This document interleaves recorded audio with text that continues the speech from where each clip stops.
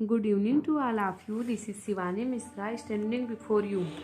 Friends, आज मैं आप लोग के सामने कुछ इम्पॉर्टेंट क्वेश्चन लाई हूँ जो कि बहुत सारे कॉम्पिटिटिव एग्जाम्स में पूछे गए हैं।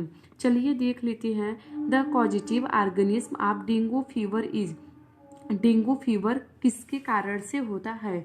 तो यहाँ पे ऑप्शन दिए गए हैं फ्रेंड। तो फर्स्ट है इन्फ्लुएंजा वायरस, बी अरबो वायरस, सी है वरियोला वायरस एंड डी है इंट्रिक वायरस। तो यहाँ पे option B is right answer.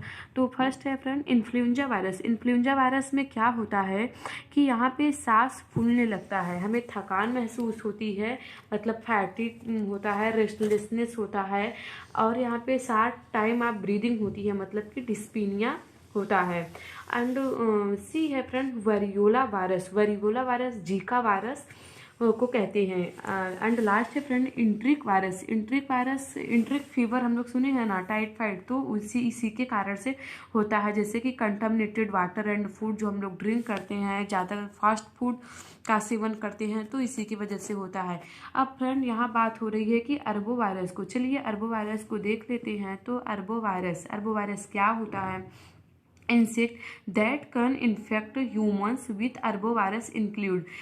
अरबो वायरस क्या होता है कि जिससे ह्यूमन लोग अफेक्टेड होते हैं, तो ये इंक्लूड किया गया है फ्लाइज, टिक्स, जिनेट्स एंड मस्कीटो। मतलब इसमें मक्खी, मच्छर, जू से इंसेक्ट होते हैं। रिलेटेड टू आर्थ्रोपोड, यह फ्रेंड आर्थ्रोपोड से रिलेटेड होता है। आर्थ्रोपोड फ्रेंड हम लोग बायो में पढ़े हैं ना, आर्थ्रोपोड, इसमें इंसेक्ट ही आते हैं, बहुत सारे क्लास होते हैं और इनके बहुत सारे बायोलॉजिकल नेम्स भी होते हैं। तो जैसे वो कॉकरोच हो गया, फ्लाइज, जू, मॉस्कीटो, ये सब आर्थ्रोपोड के अंतर्गत ही आते हैं।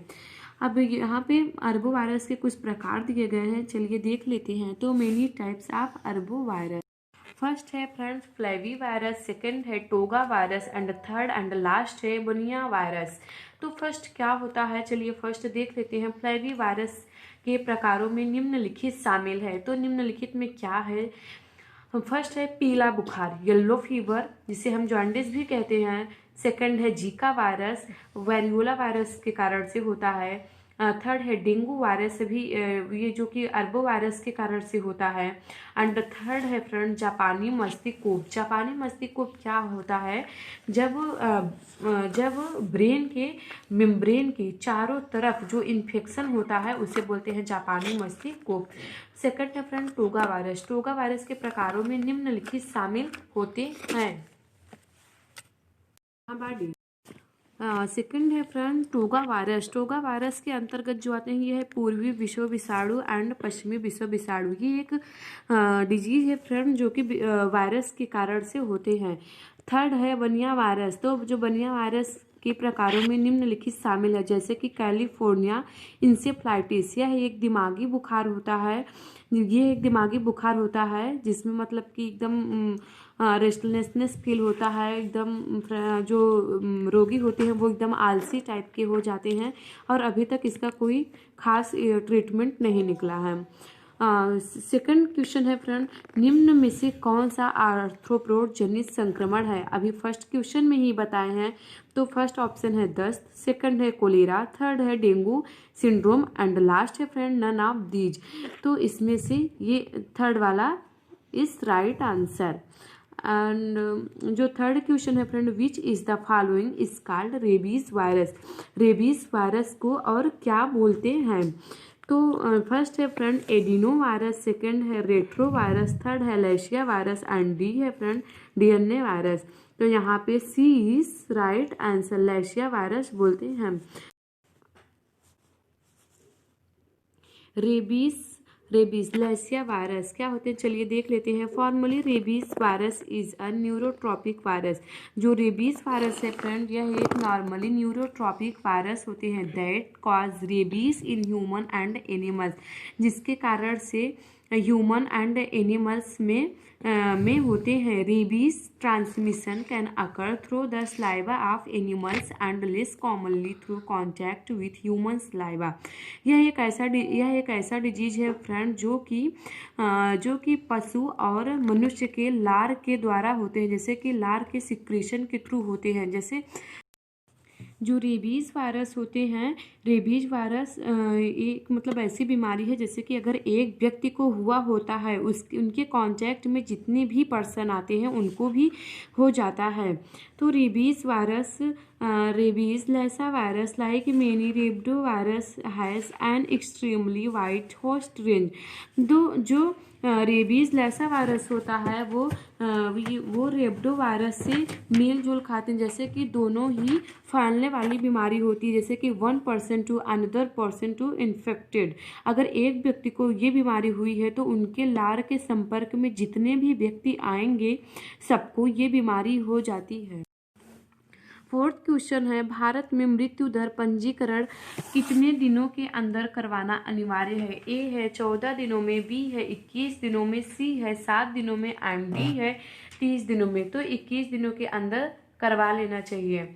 और पांचवा है, जन्म पंजीकरण कितने दिनों में करवाना अनिवार्य होता है? ए है 21 दिनों में, बी है 7 दिनों में, सी है 28 दिनों में एंड डी है 30 दिनों में।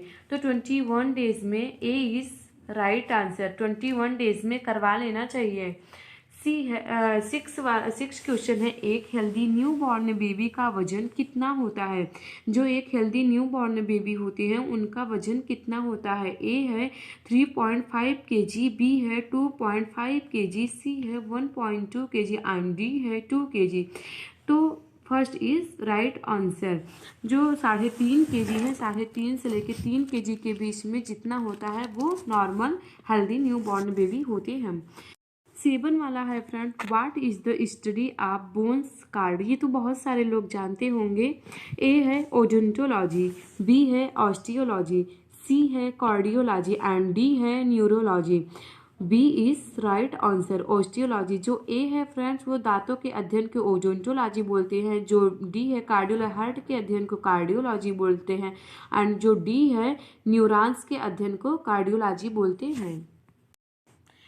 8वां क्वेश्चन है, how many bones are found in human body? ये भी तो बहुत सिंपल क्वेश्चन है फ्रेंड, लेकिन बहुत सारे कॉम्पिटिटिव एग्जाम में पूछे गए हैं, तो चलिए देख लेते हैं। ऑप्शन ए है 300, बी है 206, सी है 250 और डी है 308। तो 206 इज राइट आंसर। 9वां क्वेश्चन है friend, how many bones are found in head? मतलब कि सिर में, जैसे सिर है तो इसमें कितने बोन पाए जाते हैं? ए है 26 बोन, बी है 29 बोन, सी है 22 बोन, डी है 14 बोन। तो B is right answer, 29 bones पाए जाते हैं। चलिए डिटेल में देख लेते हैं। Bones of the head found, मतलब बोन्स ऑफ द हेड का bone. There are 29 bones in the human head. Human के हेड में 29 बोन होते हैं। They consist of 8 cranial bones, 8 cranial bone होता है। 14 फेशियल बोन होता है और द हाइट बोन, एक हाइट बोन होते हैं एंड 6 ऑडिटरी बोन्स होते हैं। ऑडिटरी बोन्स मतलब जो ईयर में सुनने वाला बोन पाया जाता है। 6 एक ईयर में तो 3 एक ईयर में तो 3 एक ईयर में मिला के 6 हुआ।